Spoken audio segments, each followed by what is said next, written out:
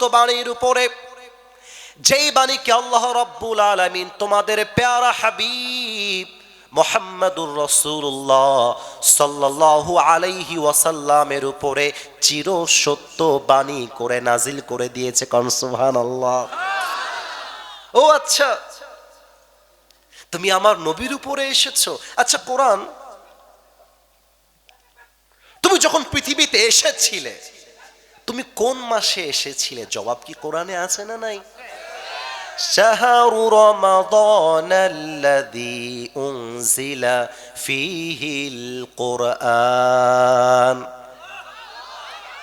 12 মাসের সেরা মাস সামনে আসছে যেই মাস, মাসটার নাম কি?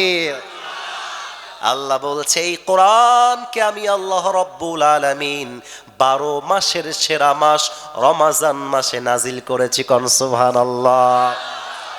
আচ্ছা কোরআন, মাস তো Ramzan, I got the point, উত্তর তো পেয়ে গেলাম। কিন্তু তুমি যখন এসেছিলে এটা কি দিন ছিল না রাত ছিল? জবাব কোরআনে বগুড়াবাসী আছে না নাই?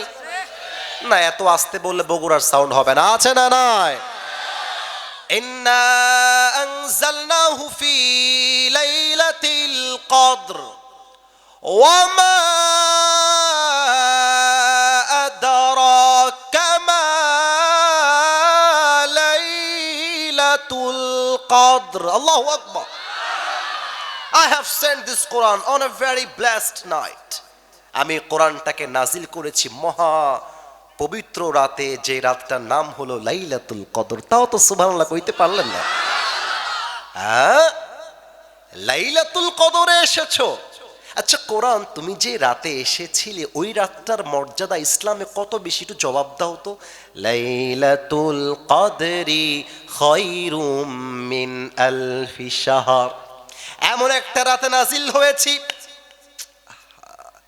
এক রাত জেগে যদি কেউ ইবাদত করে আর কেউ যদি 1000 মাস ইবাদত করে, ওই এক রাতের বিনিময়ে আল্লাহ রাব্বুল আলামিন 1000 মাসের ইবাদতের সওয়াব বান্দার আমলনামায় লিখে দিবে। আমি সেই রাতে এসেছি যার নাম হচ্ছে লাইলাতুল কদর।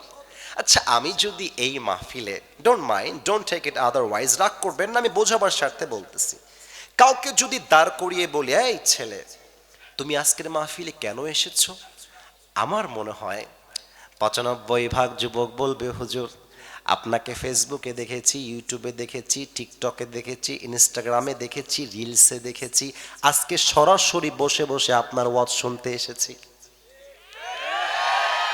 ও আচ্ছা, ওয়াজ শুনতে এসেছো, এটাই তোমার উদ্দেশ্য?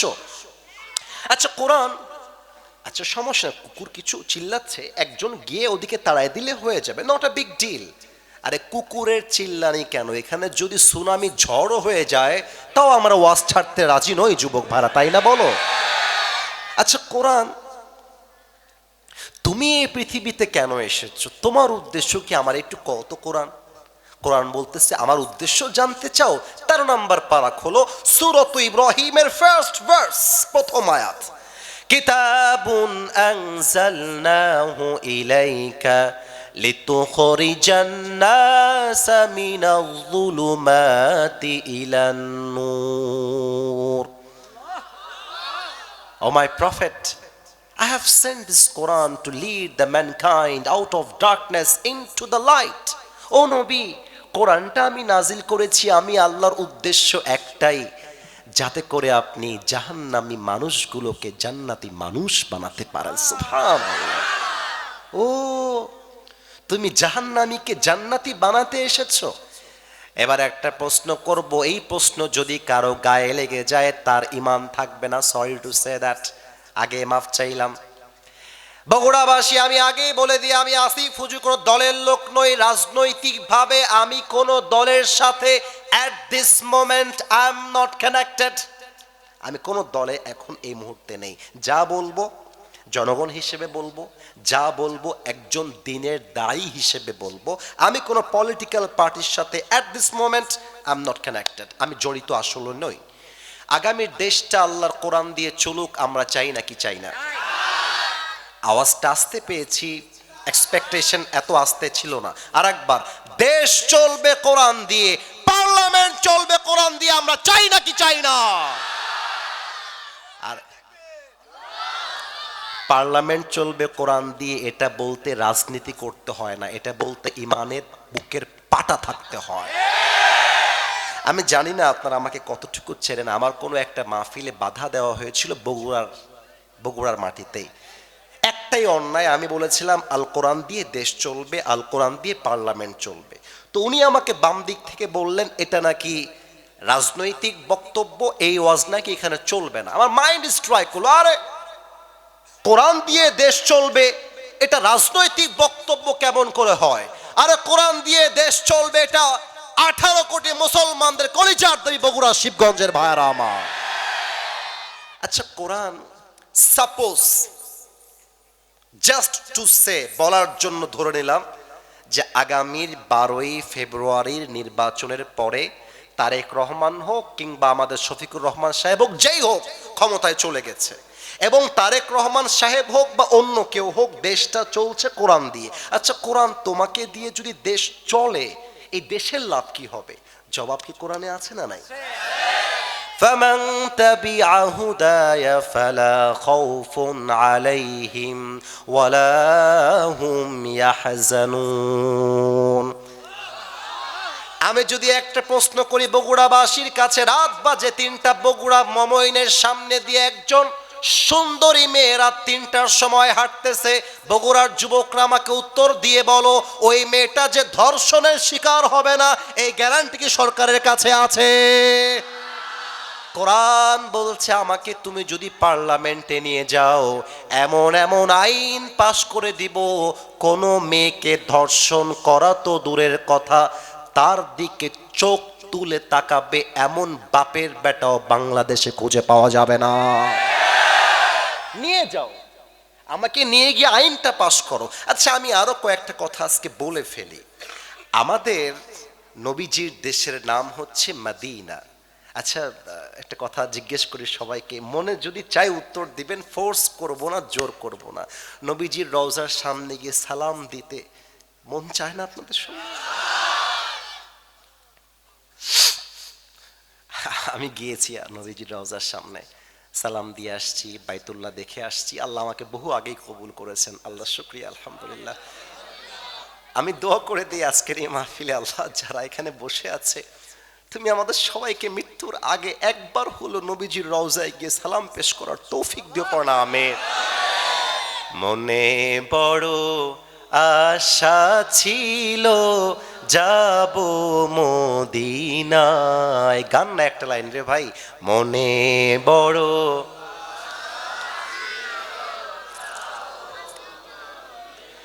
সালাম আমি করব গিয়ে, সালাম আমি করব গিয়ে নবীর রওজায়, মনে বড় আশা ছিল। বলেন সবাই আমিন। আরব সাগর পাহাড়ি দেব নাই কো আমার তোরি,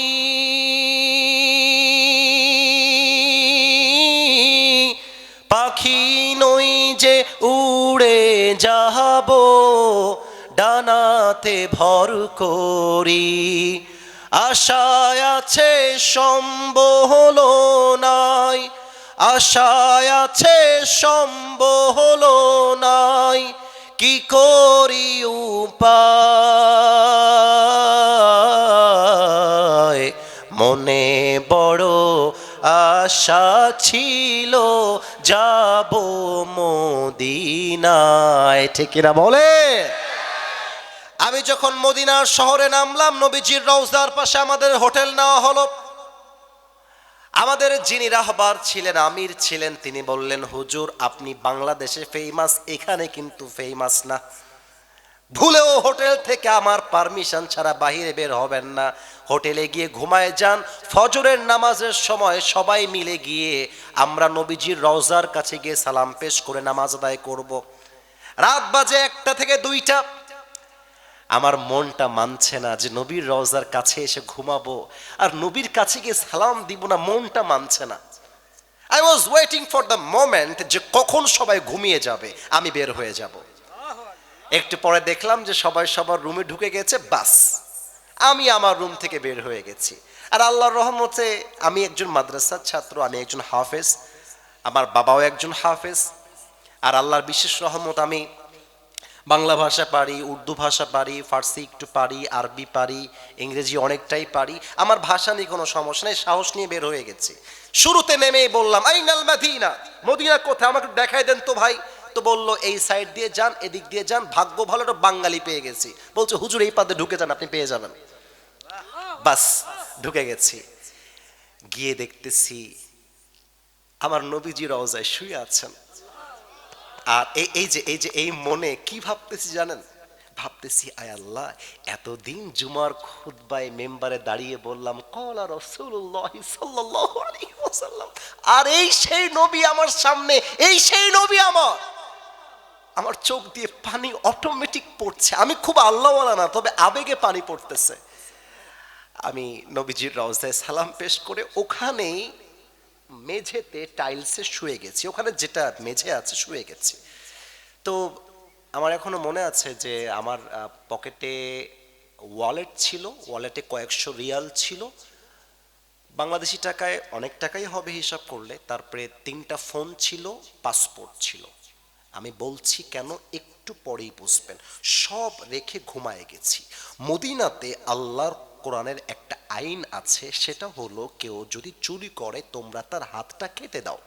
এটা আইনটা পাশ আছে একদম সংবিধানে, পার্লামেন্টে পাশ আছে। আমি যখন ঘুমায় গেলাম ভাবলাম আজকে দেখবো আল্লাহর কোরআনের আইনের পাওয়ার কত বেশি। সব সামনে রেখে আরামে ঘুম। আজান দিল মদিনায়, ঘুম ভাঙলো। ঘুমের আগে যেভাবে যেটা যেখানে রেখেছিলাম, ঘুম থেকে উঠে দেখছি সেখানে তা সেভাবেই রাখা আছে, সেভাবে রাখা। আর বগুড়ার রেলওয়ে স্টেশনে যদি আপনি ট্রেনের জন্য ঘুমিয়ে যান, बैग থাকা तो यार ये बहुत दूर की बात है, आपकी अंडर पैंट भी नहीं रहेगा। This is the reality of Bangladesh. বাংলাদেশে ইভেন আপনারা আরো অবাক হবেন, বগুড়াতে এসে আমার ফোনটাও চুরি হয়ে গেছিল। তার মানে দেশে যদি আল্লাহর কোরআনের সংবিধানটা পাশ হয়ে যায়, আমার মনে হয় আগামীকাল থেকে 99% চুরি ডাকাতি বন্ধ হয়ে যায় বগুড়ার ভাইয়ারা আমার। এবার আসেন, পার্লামেন্ট আইন পাশ করা আছে, যুবকরা তো এবার খুশিতে লাফ দিয়ে উঠবে রে বাবা। পার্লামেন্টে আইন আছে 18 বছরের আগে কোনো মেয়ে বিয়ে করলে বাল্য বিবাহর কেসে তার স্বামীকে জেলখানায় ভরে দেওয়া হবে। এখন আমার বগুড়ার কাছে প্রশ্ন, আমার ডানে 2 জন মান্যগণ্য প্রেস্টিজিয়াস পিপল, রেসপেক্টেড পিপল বসে আছে। আমার স্টেজ, আমার পেছন দিকে সব আমার দাদা নানারা বসে আছে, যুবকরা আমার সামনে বসে আছে, আমার মায়েরা আমার ওয়াজ শুনছে, বোনেরাও শুনছে। আমার প্রশ্ন হলো, আমি জানি গায়ে লাগবে একটু, আরেকবার বলতেছি, গায়ে জ্বললেও চুপচাপ বসে থাকেন, বাধা দেওয়ার সাহস করেন না, সাহস করেন না। 18 বছরের আগে কোনো মেয়ে বিয়ে করলে যদি বাল্য বিবাহ অপরাধ হয়ে গিয়ে তার স্বামীটা জেলখানায় যায়, 17 বছরের যেই মেয়েটা মমইন পার্কে বোরকা খুলে টিকটকে নেচে বেড়ায়, তার অপরাধ হয় না কেন? ও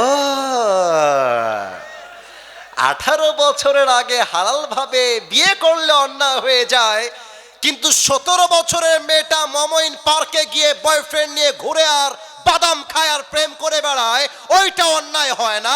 এটাই প্রমাণ করছে পার্লামেন্ট চলছে আল্লাহর কোরআনের আইন দিয়ে নয়, পার্লামেন্ট চলছে আমেরিকা তথা পশ্চিমা সভ্যতা দিয়ে। আমার যুবক ভাইরা, পার্লামেন্টে কোরআন নিয়ে যান যুবকদের, পার্লামেন্টে কোরআন নিয়ে যান, আমার যুবকদের বিয়েটা সহজ হয়ে যাবে।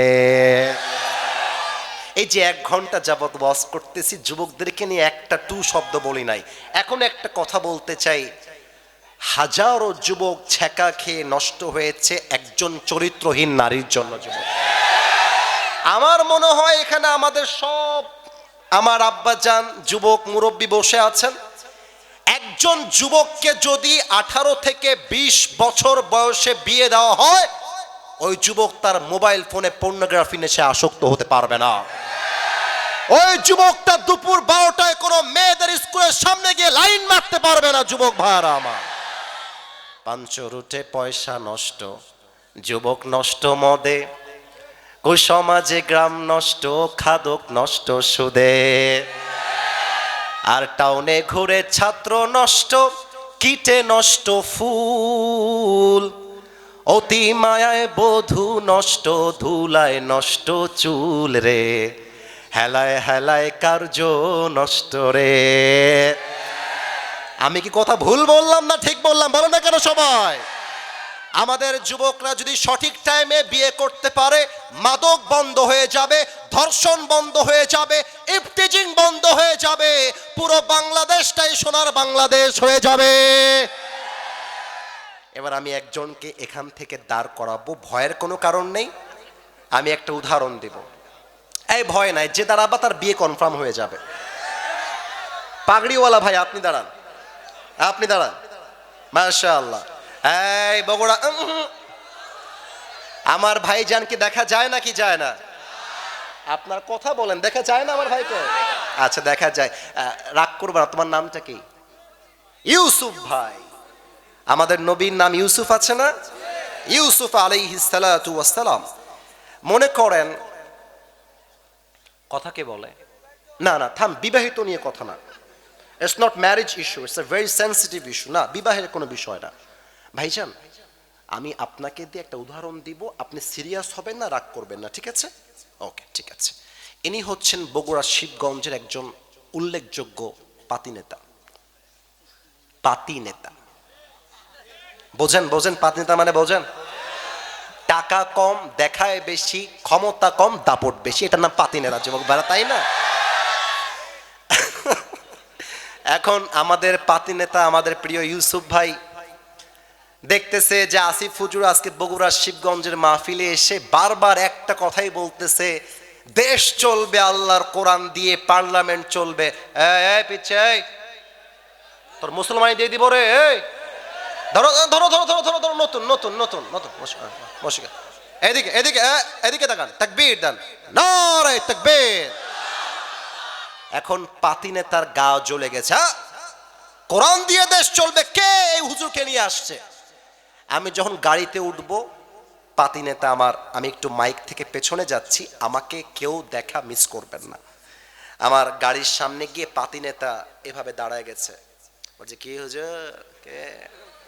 হ্যাঁ, কোরআন দিয়ে দেশ চলবে, এটা কি মগের মুল্লুক পেয়েছেন?